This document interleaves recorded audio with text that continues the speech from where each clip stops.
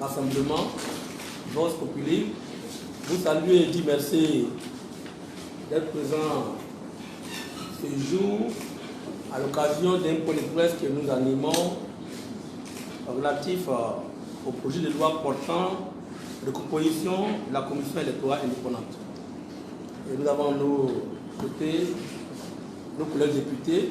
Je voulais saluer le ministre de côté, le député Baba Sila, l'honorable Fofana Bassatigui, porte-parole du groupe parlementaire Rassemblement, l'honorable Traduit Sui Guillaume, porte-parole du groupe parlementaire Vox Populi, et notre collègue Yasmina Ouyen du groupe parlementaire Vox Populi.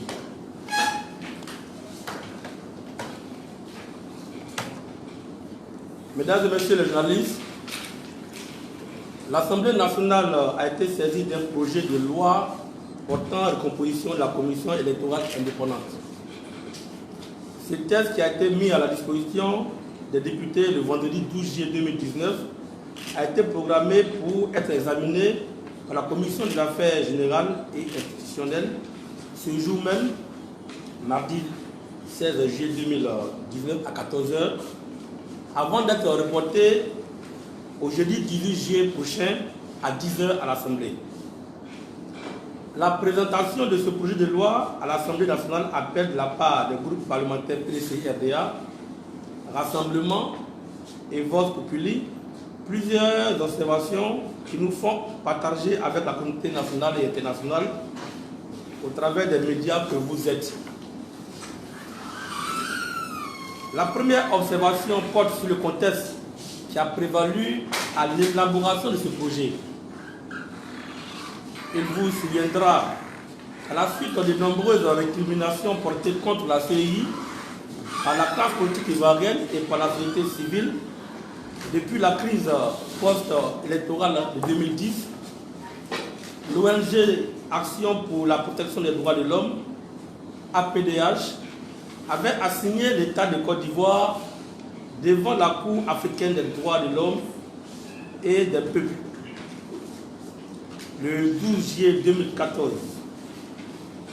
La requête de cette ONG avait pour objet, d'une part, de faire constater que la loi numéro 2014-335 du 18 juin 2014 sur la CEI n'était pas conforme aux normes instruments internationaux des droits de l'homme ratifiés par la Côte d'Ivoire, et d'autre part de condamner l'État de Côte d'Ivoire à amender ce texte au regard des engagements internationaux. Faisant droit à cette requête, la Cour africaine des droits de l'homme a jugé le 18 novembre 2016 qu'en instituant une commission électorale non indépendante, non impartiale, déséquilibrée au profit du pouvoir, la loi de 2014 portant organisation, attribution et fonctionnement de la commission électorale indépendante consacre une violation par l'État de Côte d'Ivoire de son engagement de créer un organe électoral indépendant et impartial, ainsi que son engagement de protéger le droit à l'égalité devant la loi et à la protection égale par la loi, prévu notamment par les articles 3 et 13 de la Charte des droits de l'homme et les articles 10 et 17 de la Charte africaine sur la démocratie, l'article 3 du protocole de la CEDEAO sur la démocratie, l'article 1er de la Déclaration universelle des droits de l'homme et l'article 26 du pacte international relatif aux droits civils et politiques. En conséquence, la Cour a ordonné à l'État de Côte d'Ivoire de modifier cette loi pour la rendre conforme aux instruments internationaux auxquels la Côte d'Ivoire est partie.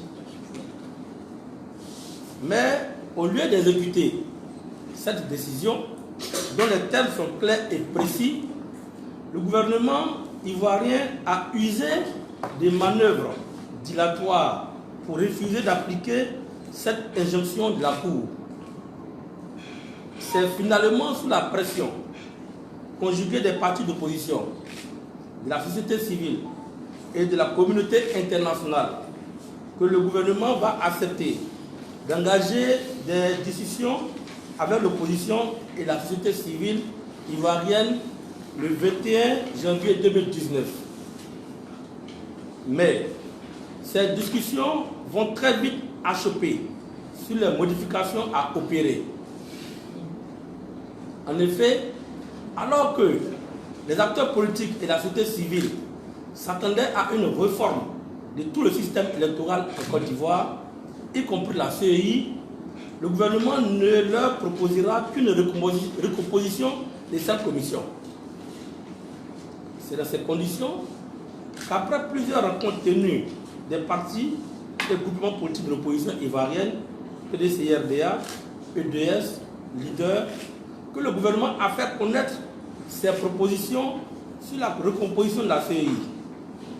Ce sont ces propositions unilatérales du gouvernement dénoncées et décriées par des partis politiques et organisations de la société civile qui ont daigné participer aux négociations qui font l'objet du projet de loi portant recomposition de la CEI, adopté en Conseil des ministres le mercredi 3 juillet 2019 et déposé à l'Assemblée nationale de Côte d'Ivoire le vendredi 12 juillet 2019, soit 2 jours après. La seconde observation concerne le fond de ce projet de loi. Le projet de loi propose le retrait des représentants de l'Assemblée nationale, du ministère de l'économie et des finances et des confessions religieuses. Ensuite, il assimile le Conseil national des droits de l'homme en organisation de la société civile. Par ailleurs, il maintient les représentants du président de la République et du ministre en charge de l'administration du territoire avec voix délibérative, tout en leur interdisant de se porter candidat au poste de président de la commission. Pour les groupes parlementaires de l'opposition, cette proposition du gouvernement ne fait que renforcer le déséquilibre de la CEI au profit du pouvoir. En effet, le Conseil national des droits de l'homme est une autorité administrative qui ne saurait à aucun cas être assimilée à une organisation de la société civile. Son représentant à la CEI ne pourra qu'être subordonné à l'administration publique, donc au pouvoir. En outre, le représentant personnel du président de la République, dont la présence pouvait être tolérée sous l'emprise de la Constitution du 1er août 2000, qui interdisait au président de la République de diriger un parti politique, ne peut plus être auréolé d'une quelconque neutralité. La Constitution du 8 novembre 2016 ayant aboli cette interdiction. L'actuel président de la République est le président du RHDP, le parti au pouvoir. Son représentant est donc le représentant du pouvoir. Enfin, s'agissant du représentant personnel du ministre chargé de l'administration du territoire, sa présence, comme celle des autres membres du gouvernement, ne se justifie pas. La CEI bénéficie de l'assistance de tout le gouvernement en ce qui concerne le personnel administratif, technique et financier dont l'appui est nécessaire au bon fonctionnement de ces services. Voilà l'article 37 de la loi relative à la CEI. Cette présence ne fait qu'accroître le nombre de membres du parti au pouvoir. Au total, tant au niveau central que local, la commission électorale est déséquilibrée au profit du pouvoir et contraire aux reproches de la Cour africaine des droits de l'homme et des peuples. La dernière observation, et non des moindres, concerne la procédure d'inscription de ce projet de loi à l'ordre du jour des travaux de l'Assemblée nationale. En effet, au terme de l'article 21 de son règlement, l'ordre du jour des travaux de l'Assemblée nationale est établi par le président de l'Assemblée nationale après accord de la conférence des présidents. Cet ordre du jour est adopté par l'Assemblée nationale au cours d'une séance plénière. Du vendredi 12 juillet 2019, date de la mise à la disposition du projet de loi aux députés et la convocation le même jour d'une réunion de la Commission des affaires générales et institutionnelles à l'Assemblée nationale pour l'examen de ce projet de loi le mardi 16 juillet 2019 à 14 h. Aucune réunion de la conférence des présidents ne s'est tenue, encore moins une plénière. Il s'ensuit que l'inscription de ce projet de loi à l'ordre du jour des travaux de l'Assemblée nationale doit être perçue comme irrégulière au regard des dispositions du règlement précité. Au regard de ce qui précède, les groupes parlementaires de l'opposition, les groupes parlementaires PDC-RDA, Vox Populi, Rassemblement, dénoncent la présentation de ce projet de loi qui ne contient que les propositions unilatérales du gouvernement ivoirien, nonobstant la disponibilité des partis de l'opposition à poursuivre le dialogue en vue d'aboutir à l'adoption des cadres législatifs propices à l'organisation d'élections justes, transparentes et inclusives, gage de paix et de stabilité.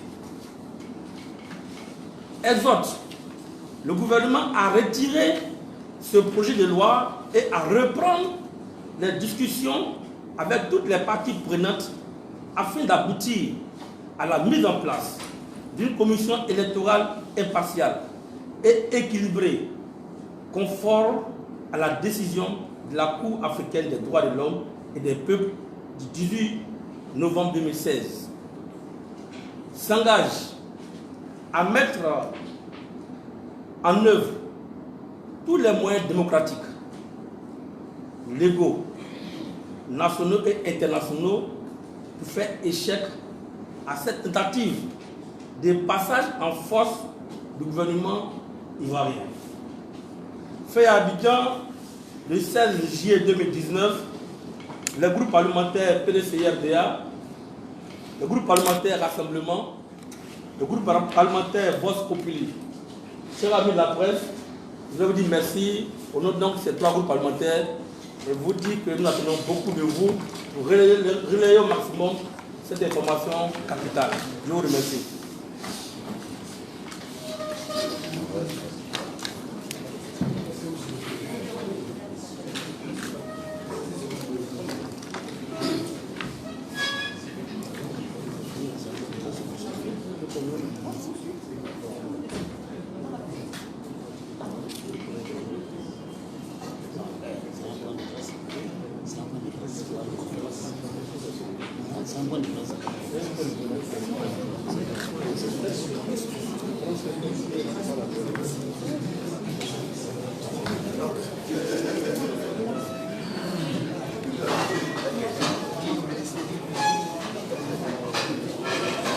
S'il vous plaît, nous venons de lire l'exposé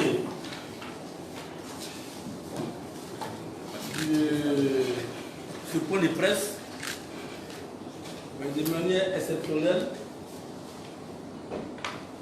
Vous pouvez au maximum poser 3 questions de manière exceptionnelle. Puisque le débat était tellement crucial que toute la Côte d'Ivoire est suspendue à cette CEI. Parce que 2020, c'est maintenant, et les Ivoiriens veulent voter dans la quiétude parce que l'outil qui va arbitrer ces élections a besoin d'être rassurant. Donc, de manière exceptionnelle, je peux poser 3 questions qui concernent largement le texte que j'ai lu. La première. Ok, Cyril du journal Inter, je voudrais savoir si vous serez présent le jeudi à la fin de la semaine. Et pour renforcer sa question, si vous êtes là au Parlement, que comptez-vous faire? Être présent simplement, ne pas travailler, ou bien mener d'autres actions, comme vous l'avez si bien dit au cours du dernier paragraphe de votre test. Merci. En dehors des observations. Non, s'il vous plaît. Présentez-vous. Non, s'il vous plaît, vous allez reprendre. La première personne qui a parlé, elle te dit ton nom. Je dis Cyril Dédia du journal L'Inter. Je demande si vous serez présent le jeudi à l'Assemblée nationale. Ok. Et le deuxième, c'est Elvis Bouza, Ivoire Média. Le troisième, c'est Arnaud Moïse de la voix originale. La voix originale. La question à la suite.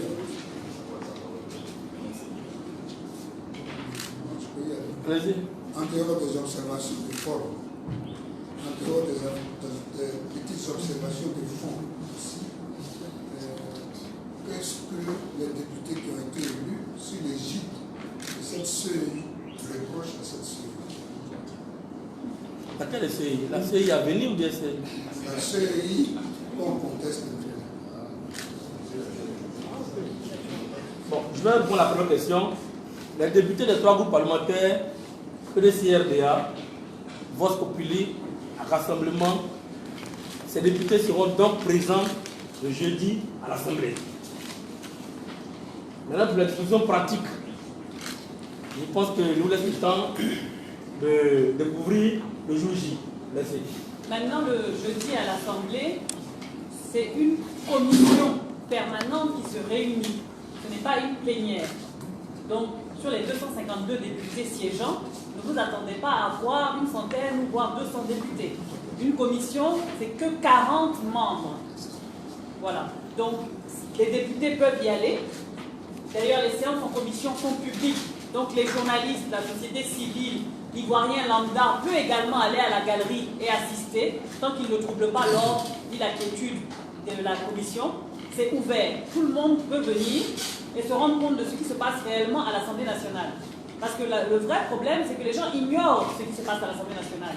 Et que parfois, les médias même contribuent à cette ignorance.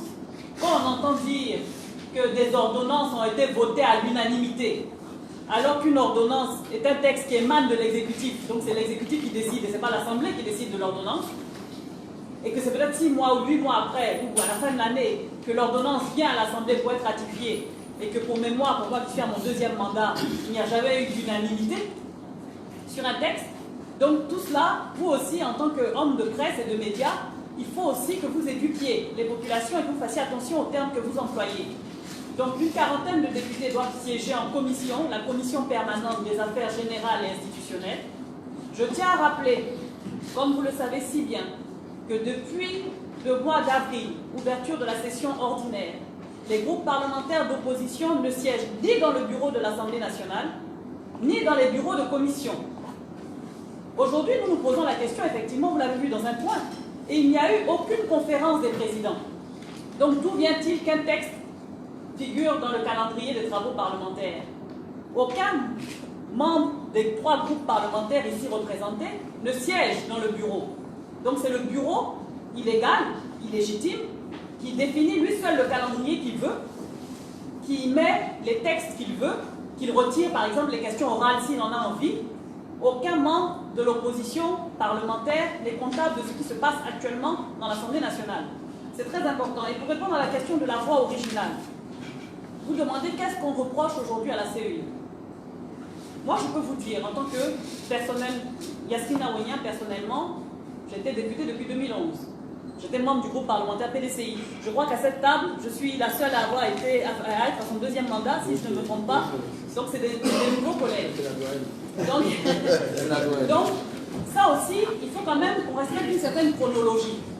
On ne peut pas demander, par exemple, à des députés de 2017 pourquoi c'est aujourd'hui qu'ils se plaignent, alors qu'il y a un texte qui a été voté en 2013 ou en 2014, ils n'étaient pas élus. Voyez-vous. Donc, personnellement, je peux vous rappeler que le 30 mai 2014, un collectif de 29 députés, composé de députés du groupe parlementaire PDCI-RDA et de députés du groupe parlementaire indépendant de l'époque qui s'appelait Espérance, donc un collectif de 29 députés, ont déposé une requête au niveau du Conseil constitutionnel en mai 2014. Je fais partie de ce collectif. où déjà en mai 2014, nous étions en train de dénoncer le texte qui venait d'être adopté, donc à la majorité, non pas à l'unanimité, à l'Assemblée nationale de 2014. Le texte a été voté le 28 mai 2014, et dès le 30 mai, c'est-à-dire dans les délais légaux, nous avons déposé un recours. C'était le président Francis Baudier qui était le président du Conseil constitutionnel à l'époque. Et le 17 juin 2014, nous avons été déboutés. Déjà, les 29 députés se plaignaient du fait que la composition, là même on était sur la composition, avec les 17 membres, ne permettait pas une impartialité. On était en train de se demander pourquoi l'État était surreprésenté dans la commission électorale indépendante. Mais nous n'étions que 29 députés sur 255 à trouver que cela était déjà inqualifiable. Et nous avons été déboutés. Mais les données ont changé, parce qu'en plus, depuis la nouvelle constitution de 2016, donc là aussi, parmi la table de séance, je suis la seule qui a voté non au niveau de l'Assemblée nationale. Donc cette constitution de 2016, nous avons également, aujourd'hui, un président de la République qui peut être en plus président de parti politique. Alors que déjà en 2014, il ne l'était pas. Il n'avait pas ce droit-là. Mais on trouvait que l'État et l'exécutif étaient surreprésentés. Donc là, même, c'est même plus une question d'État et d'exécutif. C'est que le parti au pouvoir est surreprésenté. Et puis, les trois groupes parlementaires d'opposition que nous sommes, nous passons notre temps à expliquer aux populations que notre combat, c'est pour le respect des textes, c'est pour le respect des lois, c'est pour le respect des règlements. C'est pour que, justement, la justice soit la même pour tout le monde, que les lois s'appliquent de la même façon à tous. Mais aujourd'hui, nous avons cette décision de la Cour africaine des droits de l'homme et des peuples. Nous ne pouvons que respecter cette décision. Elle s'impose. Donc nous sommes toujours dans la même logique.